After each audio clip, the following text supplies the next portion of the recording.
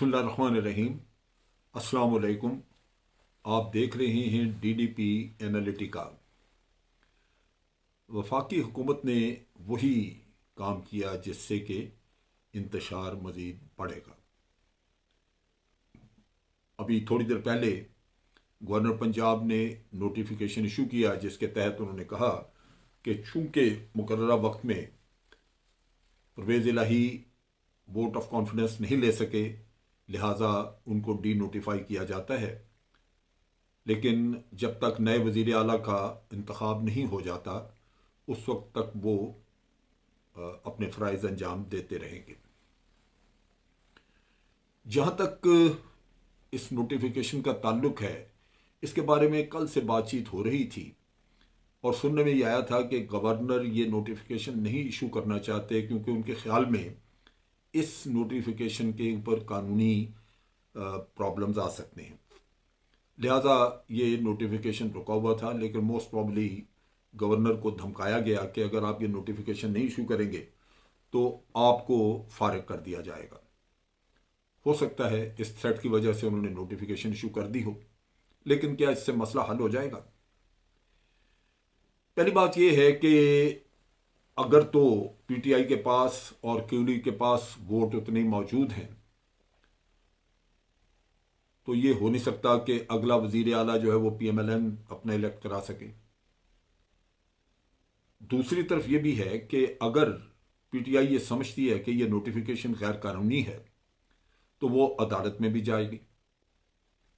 राना सनाउल्लाह ने अपनी स्टेटमेंट में ये कहा है कि अदालत में जाने का सवाल ही पैदा नहीं होता है, इस वजह से कि उनके ख्याल के मुताबिक कानूनी तौर पे ये नोटिफिकेशन दुरुस्त है और साफ जाहिर है कि ये जो हुकूमत है या परवेज़ इलाही हैं वो चूंकि वोट ऑफ कॉन्फिडेंस नहीं ले सके तो वो उनको फारिग कर दिया गया, जबकि वोट ऑफ कॉन्फिडेंस के लिए जो सेशन कॉल करना था वो स्पीकर ने कॉल करना था, क्योंकि स्पीकर को ये लेटर या जो कुछ भी इन्होंने रेफरेंसेस हैंड ओवर किए वो स्पीकर को किए थे।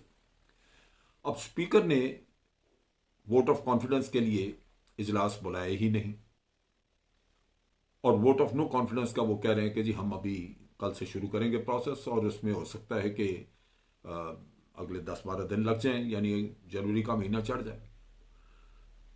इस सारे किस्से में, इस फसाद में, सवाए इसके कि रंजिशें और तगोदाव और एक दूसरे के खिलाफ साजिश और एक दूसरे की टांग खींचना, इसके अलावा वहाँ पे और कुछ नहीं, मुल्क का ख्याल तो है ही नहीं। फेडरल गवर्नमेंट ने ये काम पहले से शुरू किया था। उन्होंने IG भी बदला, चीफ सेक्रेटरी भी बदला। उन्होंने अपने लोग वहाँ पे वो लगाए जो उनसे ऑर्डर्स लेना शुरू करेंगे,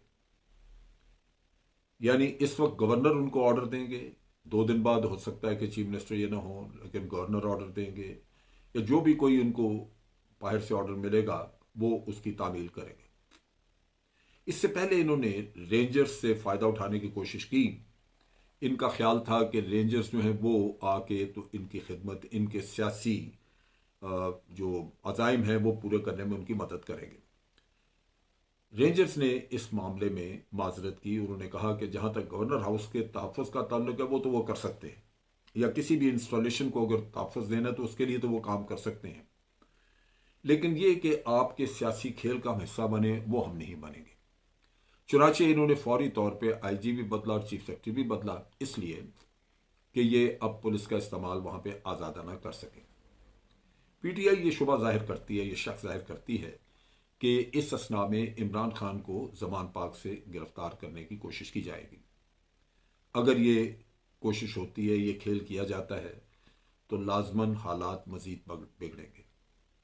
पहले ही मुल्क की इकॉनमी इनके काबू से बाहर है और उसके साथ साथ अगर पॉलिटिकल इंस्टेबिलिटी भी बढ़ गई तो आप सोच सकते हैं कि उससे हालात किस न्याज पे जाएंगे।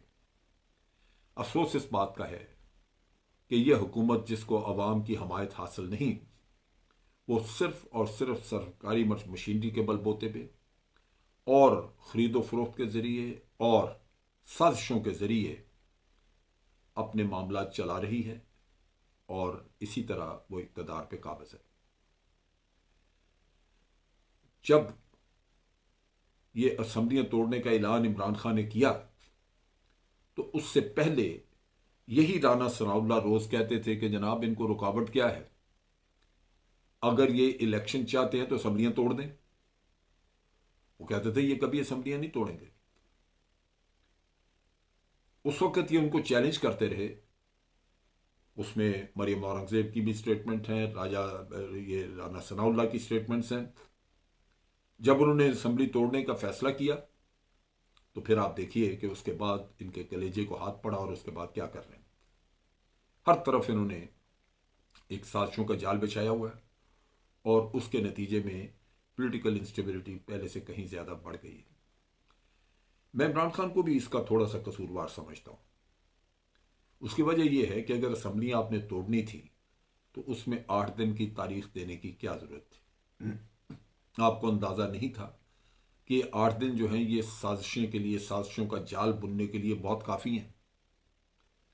اگر اسمبلیاں توڑنی تھیں تو سب سے دستخط کروا کے آپ اسی دن جب 17 تاریخ کو آپ نے اعلان کیا، آپ 18 تاریخ کو صبح اسمبلیاں توڑ دیتے، لیکن یہ نہیں کیا۔ نتیجہ یہ کہ بالآخر سازشوں کا جال بنا جاتا رہا، مختلف آپشنز آتی رہیں۔ اس میں چودھری پرویز الہی کا کردار بھی مشکوک رہا، کیونکہ وہ بھی جنرل باجوہ کے مورے بن کے نکلے سامنے، اور اسی طرح باقی حضرات بھی جو اسمبلی توڑنا نہیں چاہتے تھے انہوں نے بھی اپنی بھاگ دوڑ کی، اور اب یہ صحیح طور پہ پتہ نہیں چل رہا کہ اسپیکر کس طرف کھیل رہا ہے، چودھری پرویز الہی کہاں کھیل رہا ہے، اور فیڈرل گورنمنٹ جو ہے وہ کس کے بل بوتے کے اوپر اتنے بڑے سٹیپس لے رہی ہے۔ کیا ان کے پاس نمبرز ہیں؟ سننے میں یہ آ رہا ہے کہ وہ حمزہ شہباز کو چیف منسٹر بنانا چاہتے ہیں۔ حمزہ شہباز غالباً باہر مفرور تھے، لندن گئے ہوئے تھے، وہاں سے سنا کہ وہ واپس آ رہے ہیں۔